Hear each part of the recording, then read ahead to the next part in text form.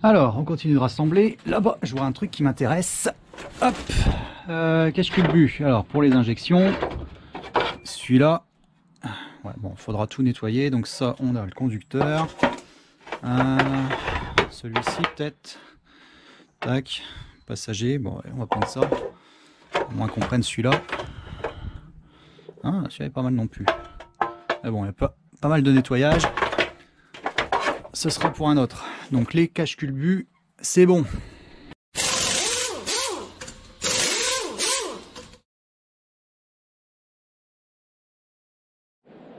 Salut les graisseux. Alors début de l'épisode 2 concernant le range qu'on va monter pour le tout-terrain. Donc je vous rappelle le cahier des charges. Le but c'est vraiment de récupérer toutes les bricoles et puis toutes les pièces qui sont vraiment au bout du rouleau et puis qui traînent un petit peu chez moi pour dire de se construire un petit TT, un véhicule sur base de range classique. On va pas le dénaturer trop au niveau esthétique, mais on va le modifier du mieux possible pour en faire un petit jouet avec lequel on s'amuse. C'est vraiment le but du jeu. Donc du coup au niveau du châssis, je vais partir là-dessus. Celui-ci il est pas mal, je vais vous le montrer. Il nous reste le boîtier de direction qui est dessus. On va virer les supports moteurs, on posera les nôtres et puis on va mettre le V8 à cet endroit-là. Enfin les supports moteurs, je vous parle de ça parce que c'était pas un V8 qu'il y avait à cet endroit-là. Mais au niveau du châssis et tout ça, on n'a pas de modif à faire au niveau des supports qui sont soudés ici. Donc ça va bien se goupiller. Les suspensions, je vais juste virer les amortisseurs pour le moment, comme ça on verra en laissant avec les ressorts d'origine et tout ça où est-ce qu'on en est, et puis les géométries et tout, comment on s'arrange. Et puis on a le pont qui est, les carters sont encore dessus, là j'en ai deux autres qui traînent mais c'est pour un autre projet, c'est pas pour celui qui nous intéresse, il faut que je les stocke ailleurs. On a encore notre pont arrière qui est en place, je vais virer l'amortisseur central, donc là on va découper. L'amortisseur central on le vire, on n'en a pas besoin, et on a le nez de pont qui est toujours en place, mais ça c'est un 10 cannelures et nous on va passer sur du 24. Sauf si évidemment au niveau de l'avancée du projet et tout, on a peut-être des autres possibilités qui vont se dégager, et si ça se goupille bien et que c'est toujours en accord avec notre cahier des charges premier, on ira toujours vers la meilleure solution. Là on va partir normalement sur du 24 que je vais récupérer ailleurs. Donc le châssis, à partir du moment où on est ici sur l'arrière, on voit qu'il a quand même souffert un petit peu, mais il est pas percé de nulle part et tout, donc on va le gratter. On va nettoyer ça et puis on va normalement repeindre et tout pour dire de travailler sur une base qui est saine, mais de toute façon ouais, il a quand même été un petit peu trop attaqué et tout ça, donc j'ai même pas envie de l'amener au grenaillage ni rien. On va partir là-dessus, sachant qu'on va peut-être même changer les points d'ancrage et tout ça pour tout ce qui va être amortisseur et tout. J'ai le réservoir à virer, donc ça on va déposer tout ça, ça permettra d'accéder de partout. Et puis les tirants de pont, ouais, j'ai vu. Là on est sur un montage qui est pas adapté, là c'est des tirants de pont tout fins et tout ça, donc ils ont tendance à se plier, et là c'est le cas. Celui-ci il a complètement plié, donc on va changer ça. De toute façon, vu qu'on va certainement changer au niveau des géométries et tout ça, on sera peut-être obligé de mettre des adaptations au niveau des tirants pour dire de respecter les bons angles et les bonnes longueurs, et puis avoir un bon appui au niveau des cils en bloc ici. Donc ça c'est pas vraiment un problème, mais voilà, ceux d'origine, regardez par exemple celui-ci, là il est bien, là il a bien tordu celui-ci, comparé aux modèles qu'on a à l'avant qui eux sont quand même super balèzes. Donc on va partir là-dessus. Et j'étais en train de regarder d'ailleurs au niveau des roues ce que j'ai. Alors j'ai vu que j'avais ça, et l'idée c'est pas trop mal parce que en plus ils sont gratos quoi. Je les ai là qui traînent, donc autant en faire quelque chose. Et ça c'est déjà des montres qui étaient assez anciennes, parce qu'à une époque ça marchait bien avant qu'on ait des profils type Mad Max et tout ça qui arrivent, qui se sont bien vendus. Mais à l'époque on vendait beaucoup le Guyane Blackstar comme ça, donc celui-là il est en 7,50 par 16, ce qui permet de rester avec du 16, donc des jantes d'origine de Land. Mais on va peut-être les changer, on va voir au niveau design, on restera peut-être sur du Land, mais pas ce modèle-là. Et l'avantage ici, c'est qu'on a quand même des beaux crampons. Bon, et puis ils sont pas encore usés. Ouais, pas encore usés de trop, ils peuvent encore bien servir. Ce que je vais faire, par contre, je vais mesurer ce qui nous intéresse. Donc au centre ici, tu vois, on est à 37,5. Et si je compare avec des montages ici d'origine en 205, donc on n'est plus qu'à 34,5. Donc on gagne nos 3 cm. Et ça c'est intéressant en fait, c'est pour ça, tu vois, parce que tu gagnes de la hauteur en dessous de la boule de pont, au niveau du carter. Donc c'est pas trop mal. On va s'orienter là-dessus. Bah tu vois là ici au niveau des tirants, voilà, ça c'est les tirants premier montage. qui sont un petit peu plus costauds, mais on peut encore les renforcer, faire quelque chose de mieux.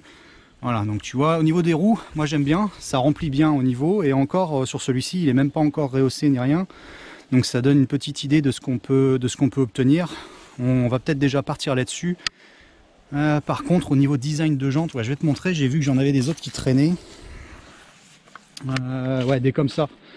Alors ça, c'est les montages qu'on trouve normalement sur les Disco 1.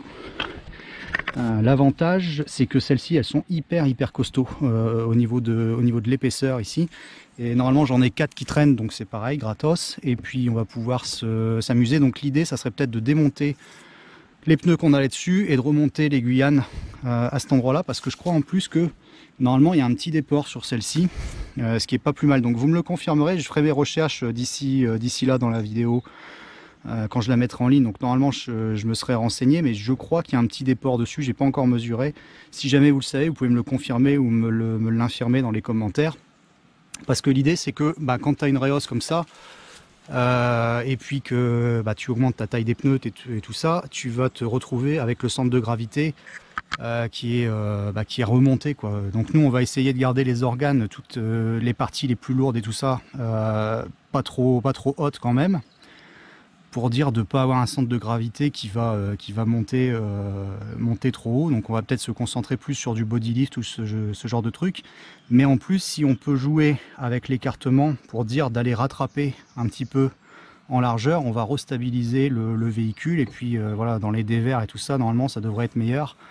Regagner de la stabilité. Au niveau largeur, bon, les pneus sont pas hyper larges, mais on verra comment ça se goupille sur le terrain. Et puis de toute façon, les protos et puis les véhicules TT comme ça, c'est toujours en évolution. C'est jamais vraiment terminé. Et je regardais au niveau de la carrosserie, je crois que sur celui-ci je vais me servir aussi pas mal, parce que tu vois, tu as des morceaux de carrosserie comme ça qui de toute façon ont été déjà massacrés par le propriétaire précédent et tout ça. Donc là c'est pareil, c'est un véhicule que voilà, ça m'a rien coûté de l'avoir, mais je peux encore réutiliser ça. Et puis de toute façon, tu vois, c'est des éléments qui sont condamnés pour une restauration complète. Une belle restauration. Je vais pas démarrer d'éléments en aussi mauvais état, c'est pas la peine. L'alu, tout a été complètement enfoncé partout. Et puis avec nous, le traitement qu'on va lui donner, il va se prendre des centaines voire des milliers de bosses de toute façon. Donc ça sert à rien d'avoir quelque chose d'hyper plat et nickel pour aller le broyer en 1 heure. Donc on va partir là-dessus. Ça c'est pas mal. J'ai vu qu'il y avait aussi cette partie là qui avait été refaite en alu et tout, donc je vais démonter et puis on va commencer à poncer, à mettre de côté, regarder un peu ce qu'on a. J'ai vu que j'avais l'autre jante, elle est là, donc je dois encore en avoir 2 qui traînent, ces jantes là. Et puis on va regarder au niveau méca ce que je peux réussir à choper à droite à gauche. Alors on se retrouve dans une autre épave. Là j'ai vu que j'avais un truc intéressant en fait dessus, parce que je suis monté avec une boîte qui a été modifiée, parce que là c'était en boîte Mekia au départ et le mec d'avant a mis une boîte auto. Donc tu vois, tu as une 4 HP22 de chez ZF, et l'idée ça va être de la prendre. Et puis voilà, si on part là-dessus, parce que je vous rappelle, dans le premier épisode j'avais le dilemme de savoir si je partais sur une boîte auto ou une boîte Mekia. Vous pouvez toujours participer puis me donner vos avis et tout ça. Pour l'instant le choix n'est pas encore tout à fait fait, hein. De toute façon, tant qu'on n'a pas posé le moteur sur le châssis, on peut encore changer. Et puis l'un et l'autre est possible, j'ai tout ce qu'il faut pour le faire. Mais bon, donc s'il nous faut une boîte auto, on va partir avec celle-ci. Et ce qui est intéressant, c'est qu'en plus on a la pièce ici qui est assez rare à trouver, qui est dure à trouver, qui nous permet d'avoir un blocage manuel avec une boîte de transfert, une LT230 comme ça. Mais celle-ci elle n'a pas le bon ratio, et il m'en faut une de def avec un ratio à 1,41. Mais on est sur ce type de montage là extérieur, donc voilà, d'aspect extérieur, les boîtes se présentent de la même façon, il n'y a que le ratio qui change. Et au niveau du montage et des articulations et tout ça, il me faut cette pièce là. Donc normalement ça va bien se faire. Là j'ai tout, donc on n'a plus qu'à démonter puis mettre ça de côté pour continuer à rassembler les pièces qui nous intéressent. Voilà, ça y est, j'ai trouvé la 3e jante, il m'en manque plus qu'une. Il va falloir que je vois où est-ce que je l'ai foutu. Et je regardais sur celui-ci, en plus j'ai des élargisseurs, je verrai si je peux les récupérer, sinon on adaptera à autre chose. Et puis peut-être que les élargisseurs même ne serviront à rien. On verra où est-ce qu'on en arrive au niveau du départ. Et ce que j'ai vu sur l'avant qui était intéressant, c'est là on a des feux une espèce de feu cristal ou un truc comme ça. Ou espèce d'Angel Eye ou je sais pas quoi. Je sais pas s'il y a le contour dans cela, on dirait pas. Mais ouais, il me place bien. On va démonter ça, puis on va les mettre de côté aussi. Ça fera le regard de notre véhicule. De toute façon, on a prévu des feux additionnels. On va voir au-dessus, en dessous, un peu partout, même pour le recul. Mais ces deux-là, allez hop, c'est plié, c'est gratuit. On les prend. Allez, la suite des courses, là tu vois on est sur un Disco 200 que j'ai aussi qui traîne et je suis en train de me demander parce que je crois que normalement ceux-ci sont équipés avec des ponts en 24 cannelures à l'avant. Voilà, donc on va virer, bah ouais tu vois c'est bon. Là quand tu as ce montage là avec le petit cabochon comme ça en caoutchouc à la place d'une main meneuse vraiment en acier, c'est que tu es en 24 cannelures donc je vais démonter. Je vais voir, soit je prends les ponts complets avant-arrière et puis bon, on révise ce qu'il faut et puis on les monte tel quel, ou alors je prends uniquement les nez de pont, les demi-arbres et tout le machin, et puis je les remonte dans des autres carters pour dire de ne pas mettre celui-ci en épave complète, mais bon, je sais pas comment on va se goupiller ça. Toujours est-il que de toute façon, bah voilà, mes deux ponts en 24, je vais les avoir, donc on va partir là-dessus. Après c'est qu'une histoire de m'organiser pour les avoir, mais au moins je les ai. Alors j'ai vu aussi dans tout mon tas à cet endroit là, tu vois, là j'ai tous des supports de blocs là pour les supports moteurs, mais il y a un truc qui est intéressant là-bas. Si je tire un peu, ouais, j'ai un bac à huile et j'ai des paliers parce que j'ai récupéré un bloc qui n'a plus de palier.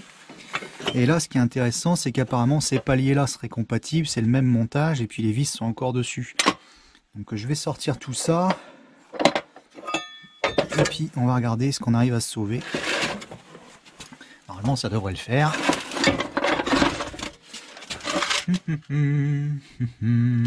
Ouais, tu vois, les paliers sont encore dessus, c'est bien gras, donc ça va pas trop rouiller. Bon, de toute façon, on nettoiera tout. Il faudra peut-être que je retrouve, il y a peut-être deux vis qui doivent traîner là-bas dans le fond. T'as une crépine. Ouais, bon, je vais prendre ça. Ça me dépannera toujours. Normalement, on va réussir à faire quelque chose. Bon, alors, de retour dans l'atelier, tu vois, je suis en train de trier et j'en ai partout en fait. Et j'ai retrouvé pas mal de trucs. Je crois que la meilleure solution, ça va être de sélectionner tout de suite ce dont je vais avoir besoin. Donc, je voyais que dans mon tas, des trucs comme ça, il m'en faut deux par exemple. Et je crois que je vais faire une seule caisse avec tout dedans. Tiens, ça, il m'en faut une. Et là, j'ai super moteur, t'as vu, j'en ai encore. Voilà, c'est pas la peine de partir sur du neuf. Ça va être vraiment Frankenstein le truc, mais ça devrait marcher. Donc on va retrier tout ça. Ouais, t'as vu, j'ai retrouvé des vis de palier. Là-bas, j'en ai retrouvé 5 avec toutes les vis. Et puis, de toute façon, tu vois, j'ai encore tout ça ici. Je suis en train de les trier, mais il y a des différences au niveau des paliers. Entre les premiers blocs, tu vois ici, et puis là tu as les paliers des blocs d'après où tu as un meilleur maintien. Je vais te montrer ça. Ici par exemple sur ce bloc là on est sur les blocs vraiment les tout premiers, et tu vois au niveau du maintien ici latéral, c'est pas merveilleux comparé au bloc qu'on a ici où on va beaucoup plus loin au niveau de la fonderie et tout ça. C'est pas usiné de la même façon. Apparemment, je pense on va partir sur ce bloc là. On va finir de l'inspecter, mais il est pas mal. Donc on va partir là-dessus. Je vais finir de trier parce que là apparemment il y en a pas mal aussi là-dedans. Donc ouais, je vais mettre ça de côté. Attends. Donc là il y en a déjà, là il y a le 1, le 2. C'est quoi? On va sélectionner 1, 2. Là on a le 5 et 4, il manque plus que le 3. Voilà, 4, 5. Ouais. Le 3 il doit forcément être là dans le coin. Tu vois, ça c'est les rongeurs, là t'as Ratatouille qui a dû passer dans le coin. Non, en fait il y a plusieurs jeux là-dedans. Ah, le 3 il est là-bas, tu vois, le voilà. Voilà. Numéro 3, ça va, on a tout. Voilà. Tac. Bon, on va sélectionner, je vais commencer à empaqueter tout ce machin là, donc ça normalement j'en aurai pas besoin. Je vais vérifier toutes les vis et puis ouais, bah, je vais faire une seule caisse parce que là on va pas s'en sortir.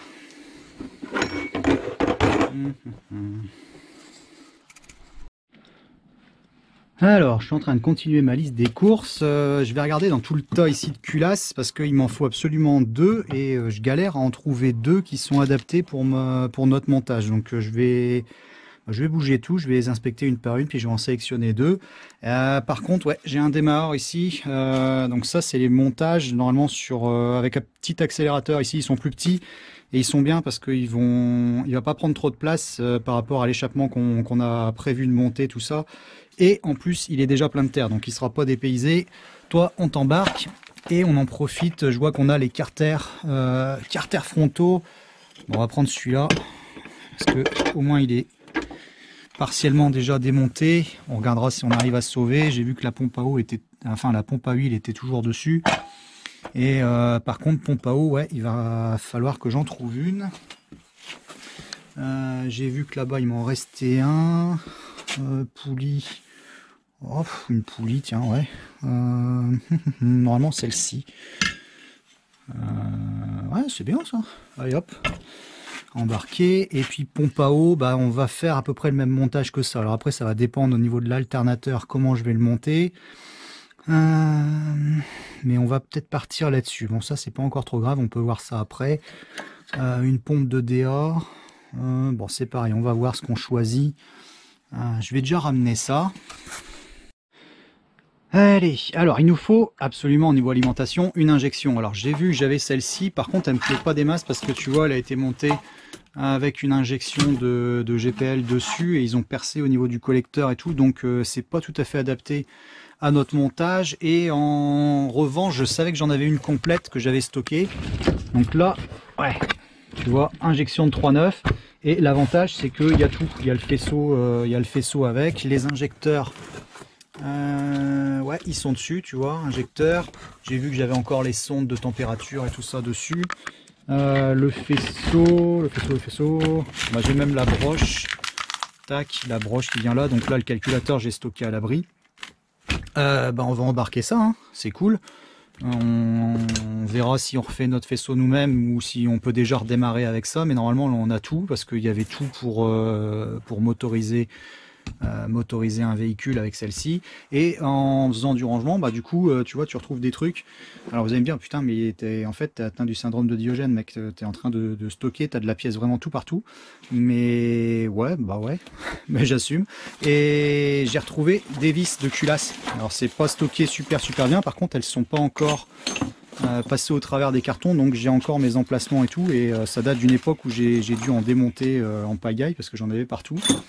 Et bah ça va me dépanner parce que là du coup je vais pouvoir remonter des culasses qui viennent d'un autre moteur et tout ça, mais au moins j'ai l'ordre, ça va aller. Et au niveau radiateur, soit on prendra celui-là, mais j'ai vu qu'il fuyait, donc il va falloir le donner à refaire, ou sinon je dois bien en avoir un autre qui traîne quelque part.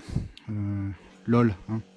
Bon, on verra, c'est pas le plus important pour l'instant. On va se concentrer avec ça, donc j'embarque ça. Je vous montre même pas tout le bordel que j'ai dû sortir pour accéder à ça, mais j'ai retrouvé des trucs, j'ignorais complètement j'avais complètement oublié que j'avais certaines choses. C'est le problème quand on en a partout comme ça, mais là c'est bon, on avance. Yes, je viens de trouver mes 2 culasses, donc normalement avec ces 2 là ça devrait le faire. Celle-ci est pas trop mal.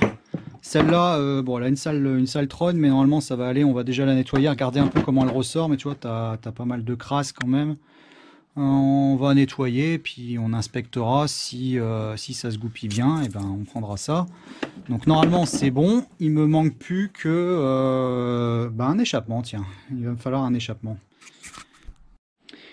Alors pour l'échappement, j'ai vu que j'avais un truc sympa, les collecteurs 4 en 1 comme ça, donc après tu vois, là je vais avoir le côté conducteur. Le problème sur ceux-là, c'est que ils ont tendance à bouger un petit peu, quelquefois. Parce que tu vois, t'as pas de jonction ici entre les tubulures au niveau des descentes. Et puis de mémoire, si je l'ai mis là, c'est que ouais, tu vois, au niveau des des entrées là, il va falloir que je nettoie un petit peu tout ça et que je remette tout le monde bien à plat pour dire d'avoir quelque chose qui soit bien hermétique. Mais bon, en voilà déjà un, il faut que je trouve le deuxième. Bah, il est là en dessous.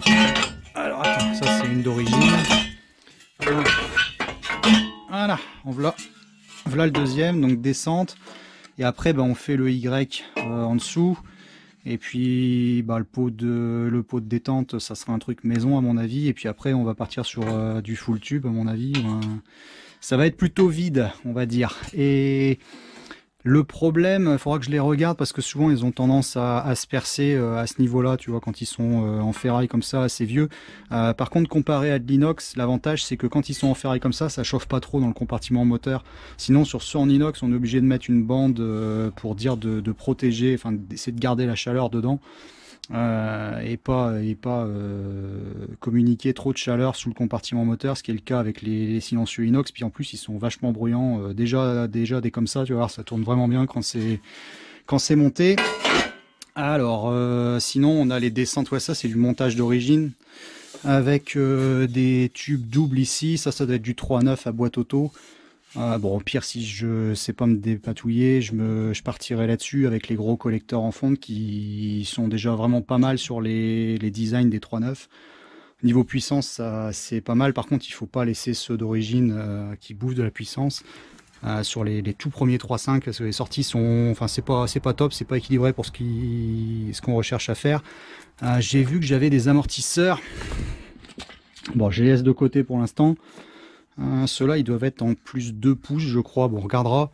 Peut-être qu'on peut partir là-dessus. Sinon, je prendrai des amortisseurs encore plus longs. On regardera au niveau des débattements. Pour l'instant, on va se concentrer sur tout ce qui est motorisation et puis essayer d'avoir un châssis qui soit roulant avant de s'occuper des articulations et de la géométrie. Il me faut une pompe à eau. Alors pompe à eau, j'ai vu que j'avais celle-ci, elle est top, ouais, elle est bien. Et puis tu vois ici, normalement tu viens avec le viscocoupleur. Mais si jamais nous on fait le choix de partir sur un système avec ventilo électrique, et puis on claque une sonde, et puis on le commande également de l'habitacle pour forcer le refroidissement, ben on sera top ici, parce que j'ai qu'à défaire le viscocoupleur et je le laisse tel quel. Comparé au montage comme ça là, tu vois, où on a certains, t'as une grosse tige qui passe. Donc on va prendre ça, et j'ai vu, ouais, il me faut un allumeur aussi. Alors allumeur, on va prendre celui-ci, comme ça c'est des allumeurs de 3.9 avec l'ampli d'allumage ici sur le côté. Pour faire ce qu'on a à faire, celui-ci c'est pareil, ça ira très bien. Il est complet, ouais, il y a tout, donc on va prendre ça. Puis le faisceau, bah tiens, le faisceau d'allumage, j'ai vu que j'en avais un là. Ça doit être un ancien que j'avais sur mon V8. Bon, on va le sortir. Bah il est là, il y a la tête, il y a tout. Voilà. Bon, on prend ça. Allez. Là celui-là il est bien, faisceau en silicone. Bon attends, faut que je bouge un peu tout ça parce que tu vois c'est emmêlé, je vais pas tirer dessus, je vais tout abîmer. Tac tac tac. Ah, il y en a partout. Voilà. Tac. Voilà. Faisceau, c'est bon. Ah, ça fait de la place d'un coup. Ouais, j'ai vu, j'ai un écu qui est là, qui traîne. L'écu d'origine, si jamais on doit l'utiliser, ben on va partir là-dessus. En voilà un qui est là, je dois encore en avoir 2 ou 3 qui traînent. J'ai vu que bah là j'ai le débitmètre qui est là. Des pompes à essence, j'en ai là. Normalement ça devrait le faire. Les arbres à cam, il m'en reste ici. On va voir ce qu'on arrive à faire avec tout ça. Alors, toujours dans notre dilemme de boîte, je vois que j'ai encore une LT77 ici, donc boîte 5 mécanique avec système pour aller se brancher sur un radiateur d'huile en frontal, ce qui n'est pas forcément nécessaire pour notre montage, mais bon, on peut utiliser ça. Ça doit venir d'un 3.9 celui-ci. Et j'en ai encore une autre ici qui traîne, mais celle-ci, il faudrait que je vérifie avec la cloche. Là je vois pas bien, mais je crois que celle-ci ça vient d'un VM. Donc c'est pas incompatible. La queue de boîte et tout ça elle irait avec du V8. Par contre la première elle doit être plus courte. Alors il faudrait que je vérifie dans mes fiches et tout ça, mais peut-être que ça serait pas idiot. De toute façon, bah, après j'ai plus qu'à trouver un volant moteur et j'en ai forcément un qui traîne ici quelque part. Mais voilà, bon, notre dilemme, boîte auto, boîte méca, je sais pas. Dans tous les cas, j'ai ce qu'il faut pour faire le montage, il me manque rien, donc il reste plus qu'à choisir. Alors, j'ai vu que il me restait aussi un jeu de ressort, tu vois, ceux-là ils sont en plus 5, donc ça fait du 2 pouces, ça fait 5 centimètres de Réos. Je vais déjà faire un montage avec les trucs d'origine et puis regarder où est-ce qu'on en arrive. Si ça se trouve, on sera peut-être pas obligé de les utiliser, ou si on fait uniquement avec du bodylift, on aura peut-être déjà quelque chose d'assez bon. Parce que nos ressorts d'origine, ils ont l'avantage, c'est qu'ils sont hyper souples. Donc pour aller chercher quelquefois dans les dévers, les bosses, les machins, tout ça, c'est pas mal. Mais bon, sinon au pire, j'ai ceux-là. On va les mettre de côté, je sais, je les garde en réserve. Si jamais on doit monter de la Réos, et ben on partira là-dessus. Ils sont là.